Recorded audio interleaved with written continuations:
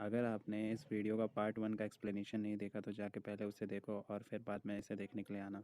मैं वीडियो का link description में डाल दूँगा और कमेंट सेक्शन में भी डाल दूँगा। अब देखते हैं आगे क्या होता है। अब क्रिस्टीन का ध्यान ली के फादर की तरफ नहीं रहता बल्कि ली पर ही अड़ा रहता है और वो बहुत देर से ली को ही घूरे हुए था। ये नहीं होता बल्कि ली पर होता है। वो बार बार ली को देख रहा होता है और ली काफ़ी नर्वस हो रही होती है क्योंकि वो क्रिस्टीन के पास बैठी हुई होती है और नर्वसनेस के कारण वो अपने ब्रेसलेट से खेल रही होती है। अब हम देखते हैं कि क्रिस्टीन इनअप्रोप्रिएटली ली की टांगों को टच कर रहा होता है और जिस पर क्रिस्टीन भी कुछ नहीं करती। वो थोड़ी देर के बाद अपना पाँव झटकती है और उसके बाद पानी पी के क्रिस्टीन की तरफ देख रही होती है। उसके बाद हम देखते हैं कि ली का फादर भी ये बात जान जाता है और ली की तरफ देखकर हंसने लगता है। डिनर के बाद ली अपने फादर से कहती है कि क्रिस्टीन थोड़ा वियर्ड है, उसका वियर्ड बिहेवियर मुझे थोड़ा पसंद नहीं आ रहा। तो उसके बाद ली का फादर कहता है कि वियर्ड कैसा, कॉर्पोरेट के लोग इसी तरह के होते हैं, वो लोगों से बहुत जल्दी फ्रैंक हो जाते हैं। तो उसके बाद ली का फादर उसे एक और जगह बार में ले जा रहा होता है जहाँ पर उसी कॉर्पोरेट डील में जुड़े हुए सारे लोग आने वाले थे। बट ली उससे कहती है कि वो होटल रूम में रुकना चाहती है। बट ली का फादर उसे ज़बरदस्ती करके उस पब में ले जाता है जहाँ पर वो अपने फादर के साथ खड़ी होती है। फिर क्रिस्टीन वहाँ आता है और उससे डांस के लिए पूछता है। पहले तो वो थोड़ा हिचकिचाती है पर फिर वो कंफर्टेबल होकर क्रिस्टीन के साथ डांस करने लगती है। अब ली भी अपने फादर को डांस करने के लिए बोलती है बट उसके फादर उसको मना कर देते हैं। अब धीरे धीरे क्रिस्टीन ली को वो धीरे धीरे पार्टी की दूसरी तरफ ले पार्टी की दूसरी तरफ ले जाता है। ली बार बार सोच रही होती है कि उसके फादर उसको टोक क्यों नहीं रहे।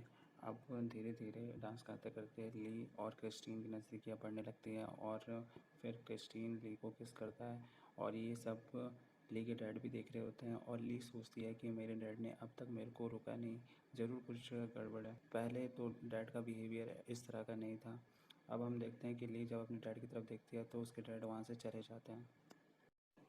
क्रिस्टीन भी मौके पे चौका मारता है और कहता है, ली तुम क्या इस पार्टी से बाहर जाना चाहोगी? और ली कहती है, हाँ ज़रूर जाना चाहूँगी। जिस पर ली भी मान जाती है। अब वो थोड़ी सी कन्फ्यूज़न में थी।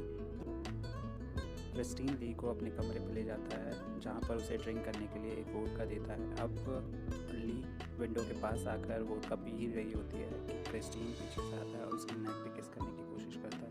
अब धीरे धीरे वो दोनों इंटीमेट होते हैं और जैसे ही इंटीमेसी ख़त्म होती है तो ली फिर क्रिस्टीन उससे बिना बात करे वहाँ से चला जाता है। अब ली काफ़ी चौंक जाती है क्योंकि वो सोच रही होती है इसने मेरे से बिना बात करे यहाँ से कहाँ चला गया। अब ली वापस वहाँ पर आ जाती है जहाँ पार्टी चल रही होती है और वहाँ पर अपने फादर को ढूंढ रही होती है। उसे वहाँ पर अपने फादर नहीं मिल रहे थे। अब ली थोड़ा और ढूंढती है, तभी वो देखती है कि उसके फादर क्रिस्टीन के साथ है और इस वक्त उन दोनों का मूड काफ़ी अच्छा है और दोनों काफ़ी प्यार से बात कर रहे हैं एक दूसरे से। जैसे ली अपने फादर और क्रिस्टीन की तरफ देख रही होती है जो कुछ सेलिब्रेट कर रहे थे। अब ली को ये थोड़ा खटकता है क्योंकि कुछ देर पहले ये कुत्ते और बिल्लियों की तरह लड़ रहे थे और अब इस तरह के दोस्त बन चुके हैं जैसे जन्मों जन्मों से इनके जैसा कोई दोस्त नहीं मिला।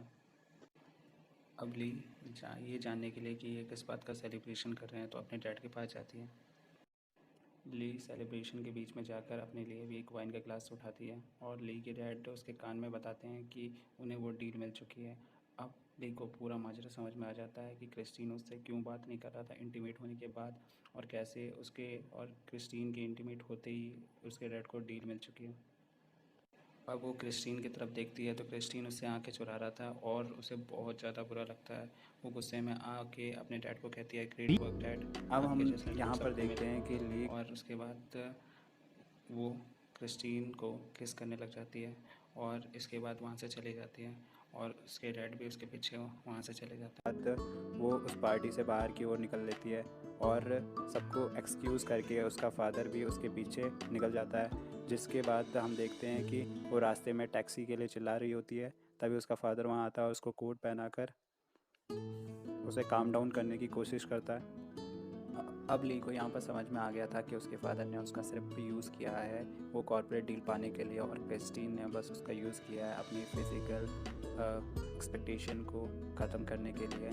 और वो उससे ज़रा सा भी इमोशनली कनेक्ट नहीं था, बस उसके साथ फिज़िकल होना चाहता था, जिसकी वजह से उसने उसके डैड के साथ डील करी और दोनों ने उसका बहुत ही मिसयूज़ किया, जिसकी वजह से वो पूरी तरह से टूट चुकी थी। अब ली अपने डैड से कहती है कि वो कल ही डेनमार्क जाना चाहती है और उसके बाद वहाँ से जा ही रही होती है, तभी उसका डैड वही सेम डायलॉग बोलता है कि इसके सिवा उसका पूरी दुनिया में कोई और नहीं है। और ली यहाँ पर थोड़ा इमोशनल होती है, रोती है, बट क्योंकि अब उसका पूरी तरह से ट्रस्ट टूट चुका था अपने डैड के ऊपर से, इसके बाद वो उस टैक्सी में बैठ के वहाँ से निकल जाती है और डेनमार्क चली जाती है।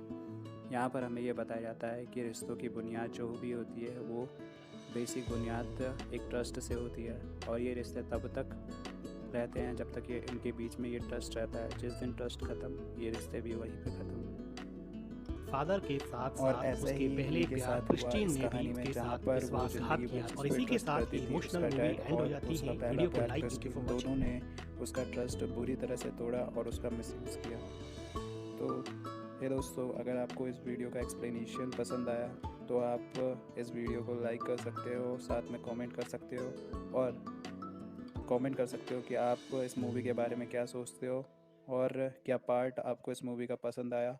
उसके बाद अगर आप इसी तरह की एक्सप्लेनेशन वीडियो और देखना चाहते हो तो चैनल को सब्सक्राइब और साथ में उस बेल आइकन को दबा सकते हो, ताकि भविष्य में कोई भी ऐसी सीरीज़ या मूवी आए, मूवी का एक्सप्लेनेशन आए तो आपको तुरंत पता चल जाए। तो सब्सक्राइब करो, लाइक करो और कमेंट करो। फिर मुलाकात होगी किसी और एक्सप्लेनेशन वीडियो में, तब तक के लिए बाय बाय, सायोनारा।